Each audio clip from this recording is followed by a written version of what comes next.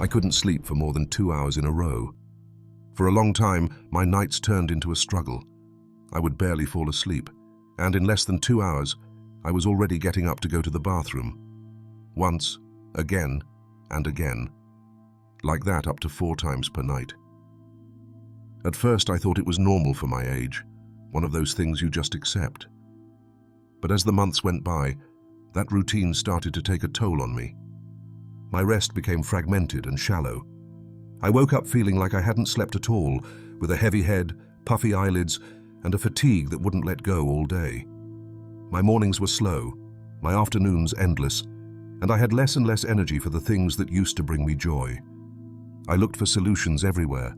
I tried herbal teas, home remedies, prescription pills, and even tips that seemed a little absurd. Some worked for a few days, but the improvement never lasted. It was frustrating. I came to think my life was condemned to those nighttime interruptions, that deep sleep was a luxury I could no longer afford. But one day I got tired of accepting that idea. I told myself I couldn't resign myself to it, that I had to find a way to get my nights back. I started observing my habits closely, recording what I did before bed, what I ate, what I drank, how I felt. And little by little I discovered there was more than one cause behind my trips to the bathroom. It wasn't an overnight change. It was a process of trial, error, and a lot of patience. But those small adjustments, added one after another, made a huge difference. Today I can say that, thanks to 5 simple but powerful changes, my nights are calmer and my rest more restorative. In this video, I'm going to tell you exactly what I did, step by step, to leave behind the endless early mornings and get back to sleeping straight through. They're not magic formulas, but they are habits anyone can try, and that, with consistency, can transform your nights as much as they transformed mine. And before we begin, I want to ask you something. Tell me in the comments how many years old you are and where you're listening from. I'd love to know. Understanding the problem, it's not just the bladder. For a long time I believed I had a single problem, my bladder. I was convinced it had become too sensitive with age, and that's why I woke up several times at night. I assumed it was inevitable, like wrinkles or hair turning white. But the truth is that urinating frequently during the night, what doctors call nocturia, can have many different causes. As we age, it's true that the muscles of the bladder lose strength and the capacity to hold fluid, but that's not the whole story. In men, for example, the prostate can enlarge and exert pressure, reducing storage space for urine. In women, hormonal changes or a weak pelvic floor can also play a role. And it's not all about organs. Sometimes daily habits play a huge part. Drinking coffee or tea in the afternoon, having too much water right before bed, eating very salty dinners. Even stress and anxiety can make the body want to empty the bladder more often. There are also medications, like diuretics used to control blood pressure, that increase urine production. I remember a moment when I decided to see a doctor, more at my daughter's insistence than by my own initiative. During the appointment, he asked questions I had never considered. What time I stopped drinking liquids, whether I drank alcohol, which medications I was taking, what my bedtime routine was like.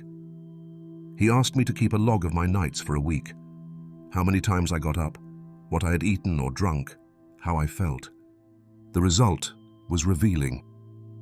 Yes, my bladder was a bit weaker, but I was also drinking large glasses of water very late and eating dinners that increased my thirst. In addition, the doctor discovered that the medication I took for blood pressure had a diuretic effect, and when taken at night, made the problem worse. That day I understood something important. If you don't know all the pieces of the puzzle, it's impossible to solve it. Believing the problem was only my bladder had made me waste time trying half solutions. That's why, before attempting any change, the first step is to understand what's causing the bathroom trips. Because if you don't understand what's happening to you, any change will be a shot in the dark. Change 1. Manage late-day hydration. For years I had the habit of drinking liquids very late, without thinking it could affect my sleep. I loved finishing dinner with a cup of tea, sometimes even a decaf coffee, or so I thought. And while I watched TV, I'd drink a big glass of water. I felt it was a way to hydrate well before bed, as if my body would function better that way. But the reality was different. All that liquid had to go somewhere, and my bladder reminded me of it over and over during the night. At first I resisted changing this habit. I thought, if I stop drinking, I'll wake up with a dry mouth. But I decided to try a gradual adjustment.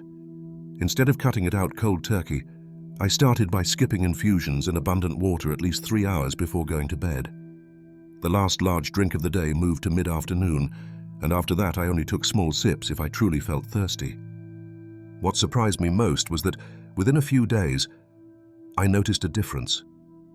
That first night, when I only had to get up twice, felt like a miracle. I hadn't changed anything else, only the amount and timing of what I drank, and I was already sleeping in longer stretches. Over time, and adding other changes, I reached nights when I got up just once. I also learned to hydrate better during the day, so I wouldn't feel that urgent need to drink at night. Drinking water in the morning and at midday, spreading intake into small amounts, and not waiting until I was very thirsty, were key. I also discovered that many times what I felt as thirst was actually mouth dryness, which could be relieved with a simple rinse or a very small sip without filling my stomach with liquid. My advice is simple. It's not about stopping drinking, but about doing it strategically. Give your body the water it needs when it can make the most of it, and allow it to rest at night without forcing the bladder to work overtime. It's a small change, but it can be the first step to regaining deeper, more restorative sleep. Change 2. Mind what and when I eat dinner. For a long time, my dinners were a banquet. It didn't matter if I had a heavy lunch. I always found room for a plentiful plate at night. And it wasn't just the quantity. I loved salty soups, stews, cured meats, and a good piece of bread. All this, sometimes accompanied by a glass of wine or a beer. At the time, I didn't realize it, but I was setting the stage to spend the night going to the bathroom. Over time, I discovered 2 things. First, very salty meals provoke thirst, and that thirst made me drink more right before bed. Second, certain foods have a natural diuretic effect, like watermelon, asparagus, cucumber, or even alcohol, which also irritates the bladder. And I was making the mistake of having them in the last meal of the day. The change came when I decided dinners had to be lighter and earlier. I started dining at least 2 or 3 hours before bedtime to give my body time to digest well. I swapped heavy soups and stews for gentle salads, cooked vegetables, baked fish, or a simple omelette. I cut back on salt, and instead of white bread, opted for small portions of whole grain bread, or sometimes none at all. The first days felt a bit strange. I had the sensation of going to bed hungry because I was used to overeating, but my body adapted. In just a week, I noticed I didn't wake up with a dry mouth, and the amount of liquid I needed at night was much lower. That, in turn, reduced my nighttime bathroom visits. Sleeping with a lighter stomach was another unexpected benefit. I no longer felt that uncomfortable heaviness that made me change position again and again. I fell asleep faster, and my sleep was deeper. I discovered that what I really needed wasn't to eat more to make it through the night, but to give my body the conditions to truly rest. My advice here is clear. Pay attention to what you eat for dinner and when you have it. Sometimes it's not the bladder waking you, it's your table habits that, without you noticing, are forcing it to work harder than necessary when your body should be at rest. Change 3. A wind-down ritual before bed. Over time, I discovered something that was hard to accept at first. I didn't always get up to urinate because my bladder was full. Many nights, it was my mind that wouldn't let me sleep. Stress and anxiety can trick the body into feeling the need to go to the bathroom even when it's not urgent. That restless feeling, being on guard even while lying down, kept my nervous system active, and the bladder, which is very sensitive to those states, reacted. In my worst periods, I went to bed thinking about everything I hadn't done that day, family problems, bills due. I tossed and turned, and as soon as I moved a bit, I felt that sudden urge to go to the bathroom. And of course I got up and broke the sleep cycle again. I decided I needed to teach my body to disconnect before sleeping. I began creating a simple but consistent ritual. Half an hour before bed, I turned off the TV and the phone. I did gentle stretches to relax my back and legs, which always carried tension after the day. Then I sat in a chair, closed my eyes, and did deep breathing. Inhale through the nose, exhale slowly through the mouth. At first it felt like a waste of time, but soon I noticed my heart rate dropping and my mind calming. Sometimes, instead of breathing exercises, I chose to read a few pages of a quiet book. No news or stories that would rile me up. The idea was simple. Send clear signals to my body that it was time to rest, not to stay in alert mode. I remember perfectly the first night this ritual truly helped. I woke up in the morning with light coming through the window and realized I hadn't gotten up even once. It was a strange and wonderful feeling at the same time, like getting back something I thought I'd lost forever. Over time, I understood that the connection between mind and bladder is stronger than we think. When the mind is calm, the bladder is calm too. And that calm, achieved before bedtime, can be the difference between a broken night and deep rest. Change 4. Go to the bathroom twice before bed. For a long time, my pre-sleep routine was quite simple. I'd finish watching TV, brush my teeth, and go to the bathroom once, right before getting into bed. I thought that was enough, but I often forgot one detail. Many times after that visit, 20 or 30 minutes would pass while I kept moving around the house, taking a sip of water, or even chatting with my family. And in that time, the bladder filled enough to wake me sooner than I wanted. The change was adding what I call the double visit. The first one, about 30 minutes before going to bed, almost like a reminder to empty the bladder calmly. Then I'd finish my last tasks of the night, lay out clothes for the next day, close windows, turn off lights, and right before getting into bed, I went to the bathroom a second time. The difference was noticeable from the first week. I went from waking after barely 2 hours to extending the first stretch of sleep to 3 or even 4 hours. It may sound like a small detail, but for those of us who get up multiple times each night, that long initial stretch is pure gold. I remember a night when, by oversight, I skipped the first visit and only went once before bed. It didn't take long to prove the point. Barely an hour and a half later, I was already getting up. That's when I confirmed that this habit, though simple, has a real effect. For it to be truly effective, I found it helps not to drink anything between the 2 bathroom visits and to make sure to empty the bladder completely on the last one. Sometimes just taking a few extra seconds, breathing deeply, and relaxing helps the emptying be more complete. It's not about forcing it, but giving the body time to do it well. This small adjustment became an indispensable part of my nighttime routine. It doesn't require effort, doesn't involve medications or drastic changes, and yet it makes a difference. In the end, it's another example of how the biggest improvements sometimes come from the simplest habits. Change 5. Strengthen the pelvic floor.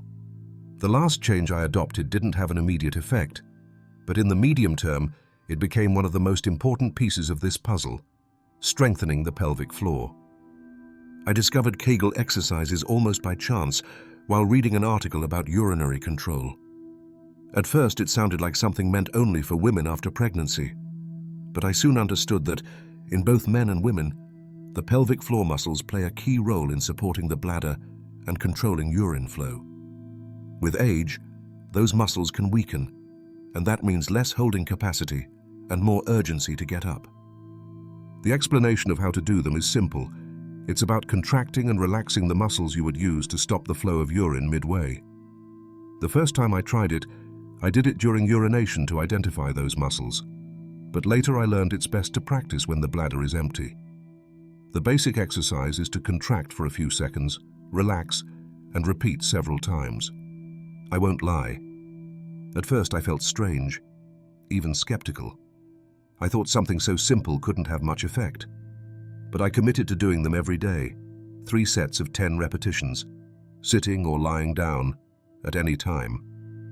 After a few weeks, I began to notice more control when I felt the urge to urinate, especially at night.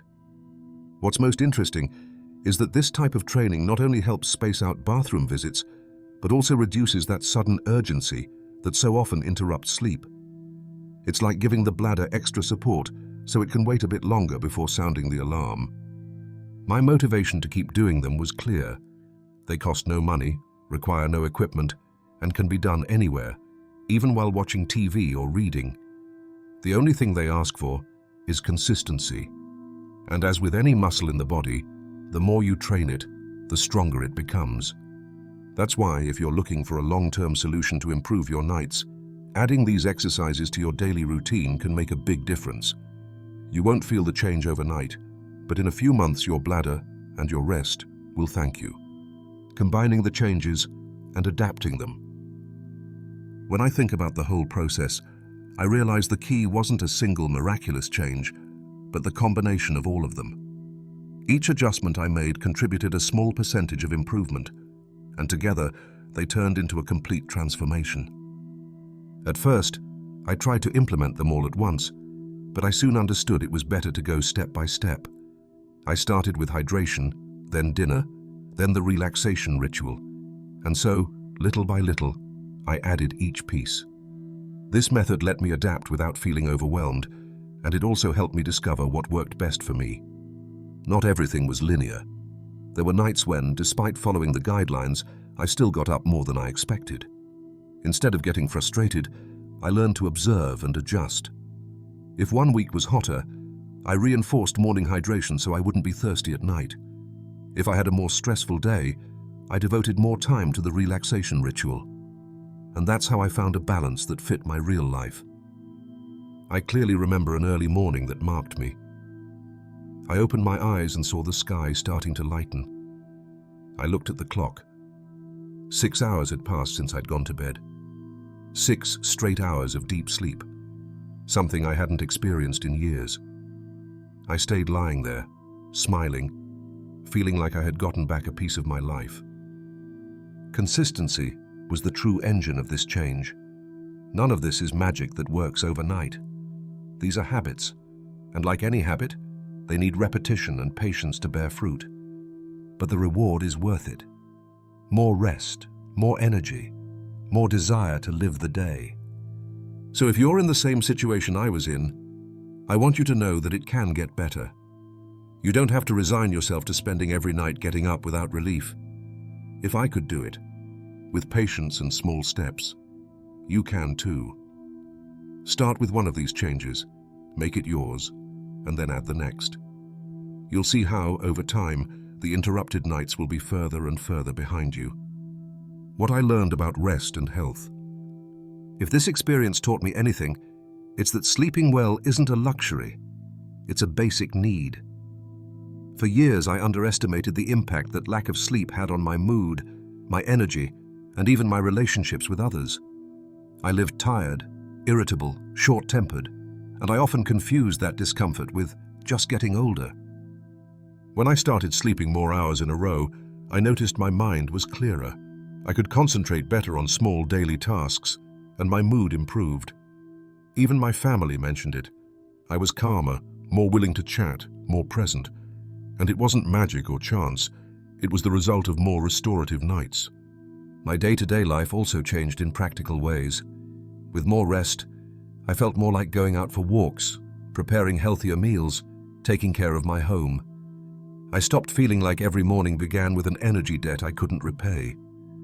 Along the way, I discovered other habits that, while not part of the 5 main changes, also help. Keep the bedroom cool and dark. Use comfortable, lightweight bedding. Avoid looking at bright screens at least 30 minutes before bed. Do some physical activity during the day, even gentle, so the body reaches nighttime with a natural need for rest. And although all these tips can make a difference, I want to leave an important warning. If the problem persists, if you get up many times at night and don't improve despite the changes, consult a doctor. Sometimes the cause may be a condition that requires professional attention, and the sooner it's detected, the better. Today, looking back, I'm glad I took my rest seriously. Improving my nights not only gave me back energy, it gave me back quality of life. And that, at any age, is a gift worth pursuing. We've reached the end of this journey, and I want us to review together the 5 changes that made the difference in my nights. First, manage hydration in the late afternoon and evening to keep the bladder from filling just when the body needs to rest. Second, mind what and when I eat dinner, avoiding heavy, salty or diuretic foods before bed. Third, create a relaxation ritual that tells my mind and body it's time to disconnect.